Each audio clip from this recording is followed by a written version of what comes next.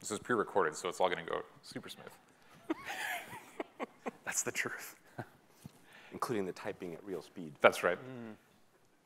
So you ask a question, you get an answer, and it feels miraculous to those of us who are lay people when it comes to the world of artificial intelligence. A robust answer. Just keeps going. While we sort of watch ChatGPT finish up its work, I'm going to introduce who's on stage here. So our first speaker, immediately to my left, has over 20 years of experience at Microsoft. He's held several leadership roles, including Chief Operating Officer for Microsoft's Industry Solutions business. He's also a member of the Tech Nation Board of Directors, but he's also, perhaps most importantly, the President of Microsoft Canada. Welcome to Chris Berry. Thank you, Nick. Great to be here. And we're also joined by an 8-year vet of the company. He started as a UK Government Affairs Manager before making the move to the Greater Seattle area. He's now Director of Public Policy in the Office of Responsible AI at Microsoft, Owen Larter. Welcome. Thank you very much.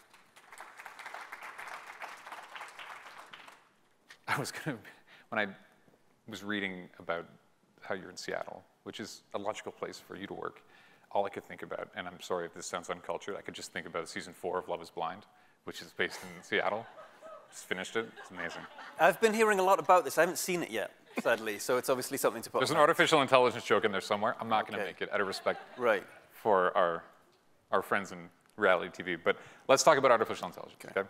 Substance. We're past trivia and Love is Blind, small talk.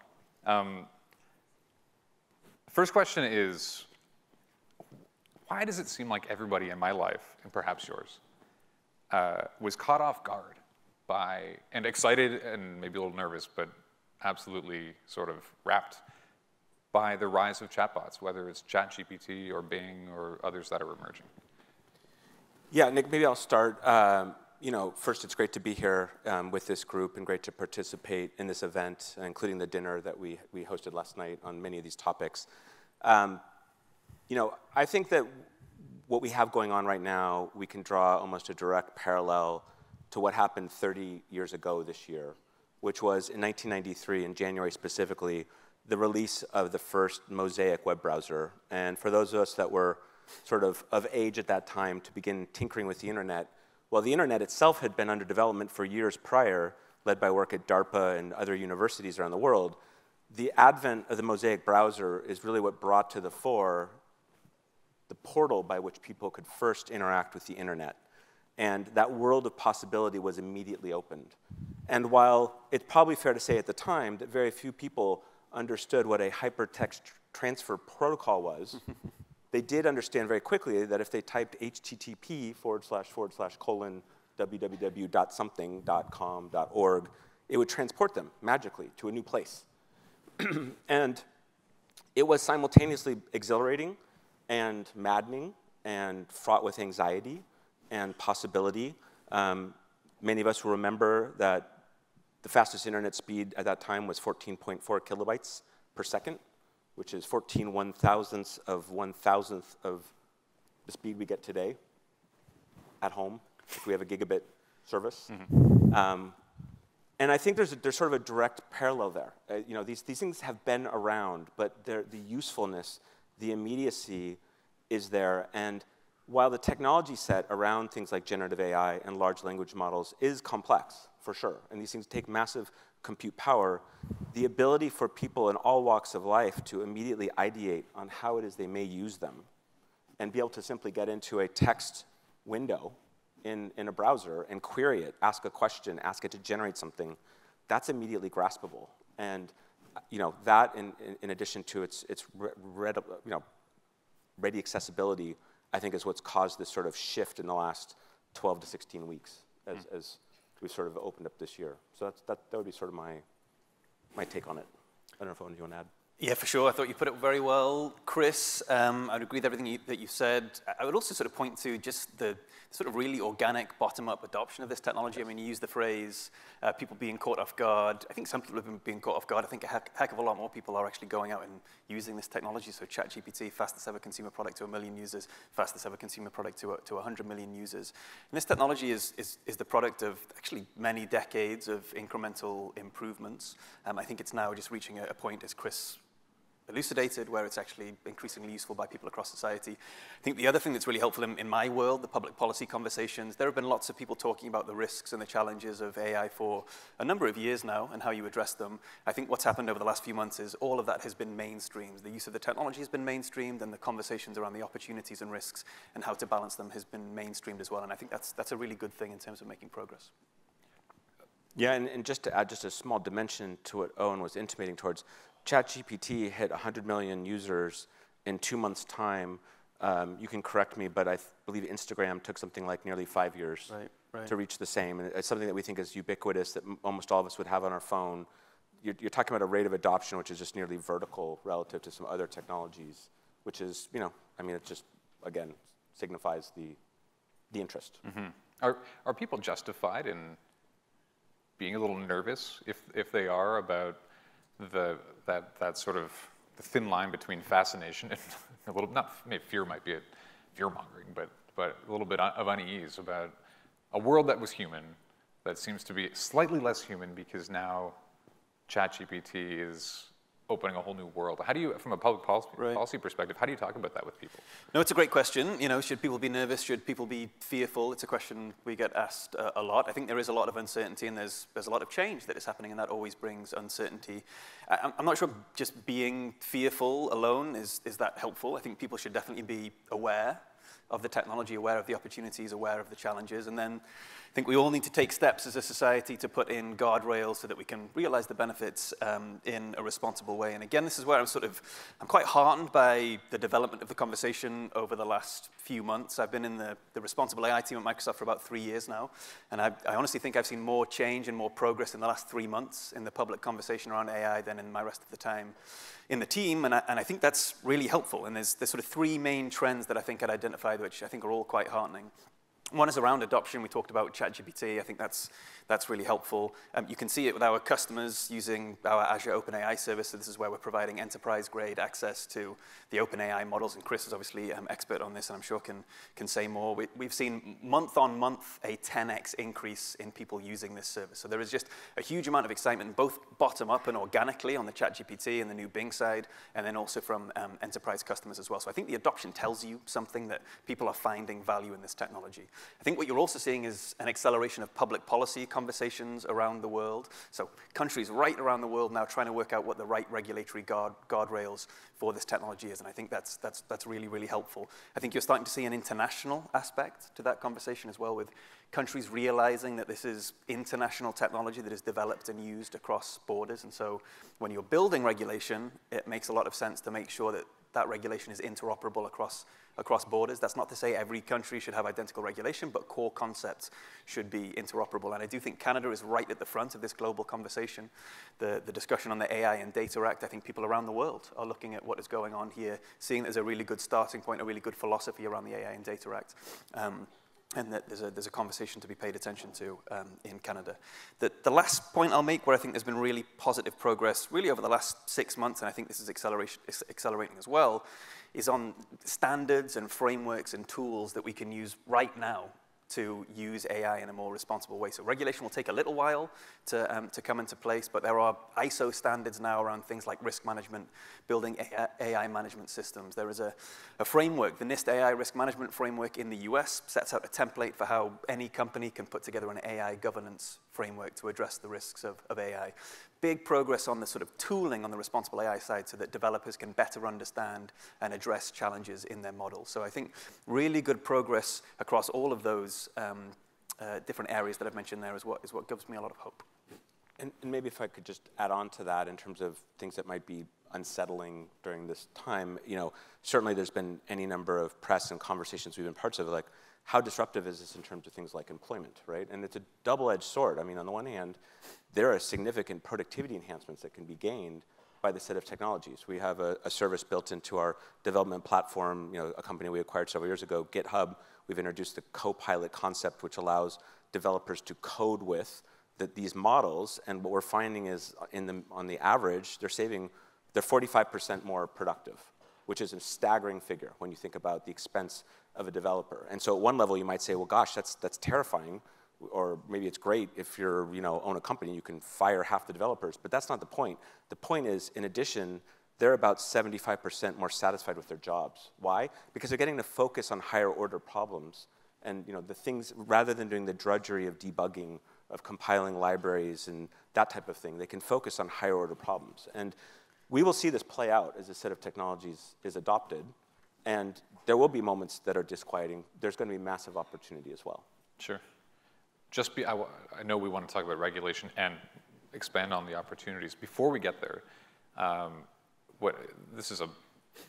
you work for a company that is innovating very quickly on this. And when you're talking about risk, sort of the protocols in place to manage that risk, as you innovate, not just chatbots, but this sector more broadly, what kinds of risks are there? And how are you managing them at kind of like lightning speed, it feels like? Yeah, it's a great question, and I think it is a really important part of the conversation. I don't think we want to give the impression at Microsoft that we don't appreciate that there are risks there. I do think there is an immense opportunity, and there has to be a balance struck, but for sure there are risks. And I break them down in a few ways. So I think, firstly, we need to make sure that we're developing and deploying AI in a way that is responsible and ethical. I think one thing that comes to mind there is the way in which AI is being increasingly used right across society to take material, consequential decisions about individuals. Does someone get access to credit? Does someone get into a university? And it just simply cannot be the case that a system that is being used to support a decision like that might be discriminatory or biased in some way. So I think that is a real risk that needs to be addressed. I also think that there is a sort of geopolitical element to this conversation. I think we need to make sure that we're advancing AI in a way that supports the economic competitiveness and the sovereignty and national security of democratic countries in particular. I think that's something that we need to give a lot of attention to.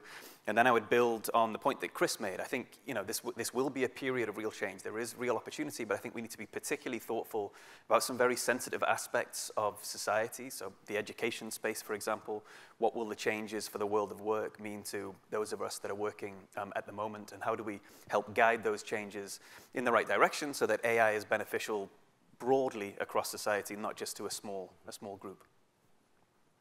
Okay, let's talk about the legislation. So there is legislation on the table right now, Bill C-27, which is about more than artificial intelligence, but certainly there's a big chunk of it about AI.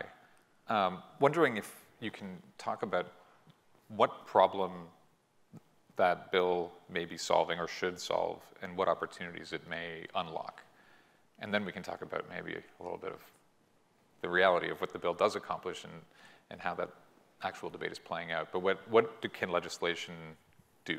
What can it accomplish? Yeah, I think it makes total sense. And I think I'd probably zoom out a little bit. I think legislation and regulation is going to play a really important role, but I think really this is a sort of broad societal conversation around how you create new institutional frameworks for a completely transformative technology. So I think regulation is needed, for sure. You need new rules to guide new technology. Government is going to have to play a leading role here, just as it has right across history in leading the charge, putting the rules in place for a new transformative technology. Government's going to have to build infrastructure. It's going to have to make the rules. I do think that the AI and Data Act, again, as I alluded to, my first comment is a really good starting point. I think the philosophy of the AI and Data Act, which is to focus on flexible processes for risk identification and mitigation, which are able to stretch to the breadth of the AI ecosystem and are able to keep pace with the technology as it develops, because it's going to continue to develop quickly. I think that's a really important core part of the philosophy that in the AI and Data Act that I think we're very supportive of. I think some of the conversation that there's been around ADA is, with things moving so quickly, how do you make sure that the really sensible intent and philosophy around the bill is properly captured with the language in the bill so everyone knows what the framework is going to look like and what they're going to be subject to, and that we can all sort of debate it in the meantime. I think government has a really, really important role to play and to lead. I would call out just a couple of other sectors of society that I think are also important. So industry clearly has a really important responsibility, I think, to step up. we'll need to follow the rules when they're made, and of course, we'll do that. I think we also need to take steps to demonstrate that we are trustworthy and continue to take steps to demonstrate that we are trustworthy. So we've put a lot of work into our internal responsible AI program. We've been building that out for 6 years now. We are trying to do more in sharing that information externally. So we have our responsible AI standard, which is a set of requirements that any team at Microsoft that is developing and deploying AI has to abide by. We've published that now, so if you want to go and check it out and learn more, Microsoft Responsible AI Standard, that's now a public document. We've also published our AI impact assessment as well. So any team at Microsoft that's developing and deploying AI has to put together an impact assessment. And we do this to sort of, A, show that we're walking the walk, quite frankly, not just saying nice words around responsible AI, but also hope that others can build on the work that we're doing. The final point I'll make in terms of this sort of broader societal framework and shift that I think we need to be mindful of is civil society and academia has a really, really important role to play here. These are very complicated, often technical conversations that are going to impact the breadth of society. We need civil society and academia to help chart a way forward, to identify the opportunities and challenges, and also, quite frankly, to provide scrutiny, to scrutinize the technology, scrutinize the companies developing and using the technology. So they're going to play a really important role as well. Yeah, and I think I might just add that, to be clear, we at Microsoft, we support the regulation of AI globally. We absolutely do. And we think it's great that Canada is taking a leadership position on that journey with ADA. The tension point that I think Owen was getting at is sort of what's in the bill itself versus what is left to be relied upon in regulation, which is subsequently developed. And what's the balance between that in terms of specificity that can move at the pace at which this technology is evolving and this groundswell of demand, but doesn't become an impediment to innovation leadership opportunity, particularly in Canada, which is a world leader in AI technology. And so what we don't want to, it's this careful balance. We absolutely support regulation. These are powerful tools. We don't, and the bill as drafted, and I'm not a total expert, there are criminal penalties, and you've got to strike that right balance so that the bill is specific enough that players in the ecosystem broadly know how to comport themselves. Yeah. And I know that's obviously being worked on right now. So what you phrased as a question was actually the question I wanted to put to both of you, which is, what is that balance? And with so many stakeholders who want to and deserve to be a part of the conversation, and a government that has legislation leaves many of the details to regulation, how do you not end up with a law that falls hopelessly behind the technology or has some sort of gap in its enforcement or something that is unforeseen? How do you strike that balance? Yeah, you're not elected politician, so I'm not putting you on the spot to campaign on Definitely this. not that. No, but it is, look, it's a big problem that we all have to solve, and certainly in the public policy team working on AI issues, this is something that we feel we have to make a meaningful contribution to. It's something we need to get right as a society. I think there are some important first steps to be taken, and I would agree with Chris. We definitely feel that there is a need for a regulatory framework here. We feel the conversation in Canada is actually really, really positive and productive, and so that's why we want to lean into it. A few points that are a bit more concrete. I think you need to identify the particular harms in the here and now that you can address. There are AI systems, again, making consequential decisions, as that I mentioned to, that are relatively well understood and are increasingly being used across society. So how do you make sure that when AI is being used in what you might refer to as a high-risk domain to take a consequential decision, that there is regulation around that? That's something that we understand a bit more. I think that you also need to make sure that this regulation is durable, as you mentioned. Both durable and flexible, because if you think about the breadth of the AI ecosystem, AI is not just one thing. There are a whole load of different types of AI systems that are being deployed in a whole load of different scenarios across pretty much every sector of society. So how do you regulate that? It's pretty challenging. But I think what you can do is do actually what the sort of the philosophy of ADA, I would say, is to focus on flexible processes around risk management. How do I go through a process of identifying the risk of your particular use case and mitigating those challenges? So I think focusing on those processes will be really helpful.